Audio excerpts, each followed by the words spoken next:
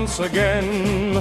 One race, one crown, one name. Heat 1965.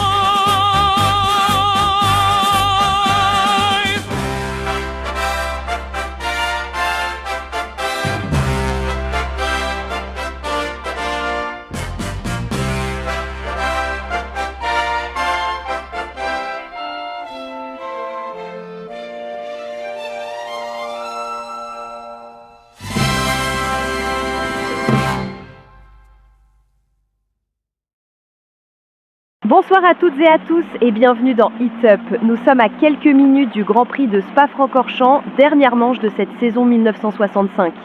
3 tours et plus de 14 km par boucle, un tracé colossal, sinueux, dangereux et magnifique. 7 virages qui peuvent décider d'un titre et 14 secteurs où chaque erreur coûte cher. Juan Manuel, bonsoir. Ce dernier Grand Prix de la saison, c'est un monument. Bonsoir Elena. Spa est une légende et un piège et on peut y rouler à fond plus de la moitié du temps, mais c'est une course d'endurance mentale. Les montées, les descentes, les changements de grille. Ici, on respire avec la route où elle vous dévore. Le départ se fera dans la descente vers Eau-Rouge, environ 600 mètres de tension pure avant d'aborder le Raidillon. Une chicane en montée, descente rapide enchaînant un virage à droite, puis 500 mètres de montée vers le Mont Kemmel et on sort par les Combes, virage technique et rapide à gauche. C'est typiquement le terrain de Léo Drift. Il aime s'imposer dès les premiers hectomètres et rouler sans personne devant lui. Exact. Si Léo part seul, il peut créer un écart immédiatement. Mais le Raidillon, c'est un juge impitoyable. On arrive plein gaz, les suspensions hurlent et la moindre erreur se transforme en tête à queue.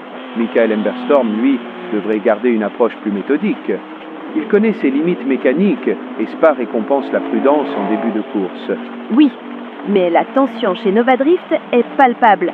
Le fils du patron veut briller, le Suédois devra se mettre à plat ventre pour son leader.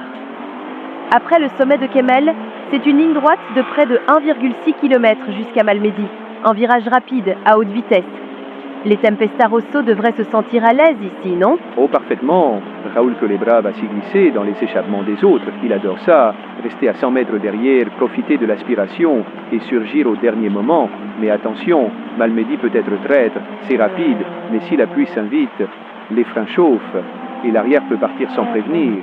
Francesco Massa adore attaquer ici, mais c'est typiquement le genre de virage où il perd la course d'un geste trop brusque. C'est vrai.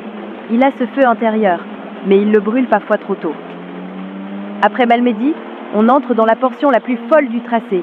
5 km de ligne droite vers Stavelot, une section à plein régime où la fiabilité des moteurs fera la différence. Et justement, Stavelot est un virage à angle droit, très technique, souvent glissant lorsqu'il pleut comme aujourd'hui. Et c'est là que Vittorio Jahonen entre en scène. Ce type est un métronome. Il économisera tout parapneus, moteur, carburant pour sortir de Stavelot avec la précision d'un horloger. Et si la pluie tombe, son coéquipier Bobby Ashford sera dangereux. Il ne fait jamais d'erreur dans les zones piégeuses. Il sort souvent intact des secteurs où les autres se perdent. Oui, Bobby est discret. Mais à Spa, la constance vaut mieux que le panache. Derrière, les pilotes enchaînent avec la carrière. Une longue portion de 3 km, puis un virage serré, presque une épingle, où l'adhérence disparaît dès la première goutte. Les mécaniques y souffriront, les pneus aussi. Exact. Ce virage casse le rythme. Ceux qui auront mal géré la température des freins le sentiront immédiatement. Ensuite, on replonge vers Blanchimont, une grande courbe rapide, à fond pour les plus téméraires.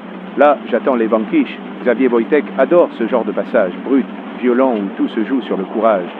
Et après Blanchimont, c'est le retour vers la source, cette épingle mythique, presque à l'arrêt, avant la relance vers Eau-Rouge. 3 tours, chaque passage est une épreuve.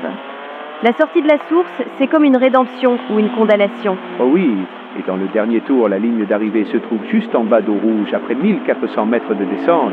C'est une fin de course pour les braves. À Spa, on ne gagne pas avec la vitesse seule, on gagne avec la lucidité. Lucidité, sang-froid et un peu de folie peut-être. Parce que ce soir, entre les nuages, la pluie et la tension du championnat, on ne sait pas qui sortira vainqueur. Nordwagen peut verrouiller, Nova Drift peut exploser, Tempesta Rosso peut surprendre et Vanquish, eh bien, Vanquish peut tout casser, au sens propre comme au figuré. Oui, Elena, Spa, c'est la vérité, le circuit ne ment jamais. Ce soir, on verra qui a le cœur et qui a juste la vitesse. Alors que le vent souffle sur les stands et que les mécanos terminent les réglages, une chose est sûre. Ce soir, l'Ardenne décidera du champion. Bonne chance à ceux qui oseront la défier. Spa décidera qui a le cœur, qui a la vitesse et qui a la lucidité. Vittori peut se contenter d'un podium. Xavier doit attaquer et compter sur un faux pas de Vittori. Léo et Bobby ont besoin de tout. Victoire, conditions favorables, chaos autour. Francesco a besoin du miracle et de l'échec total des rivaux. Sous la pluie, Spa est un juge sans pitié. Mécanique, un grippe, fatigue mentale, chaque pilote sera testé. Ce soir, Spa contre les pilotes. 3 tours, de la pluie, 7 virages et 14,2 km par boucle. Nordwagen, Vanquish, Nova Drift, Tempesta Rosso, chacun aura ses moments de gloire et ses pièges. Et souvenez-vous, il ne suffit pas de piloter vite, il faut piloter juste. Alors que les mécanos terminent leur réglage, une chose est sûre, l'Ardenne décidera du champion. Bonne chance à tous et que le meilleur gagne.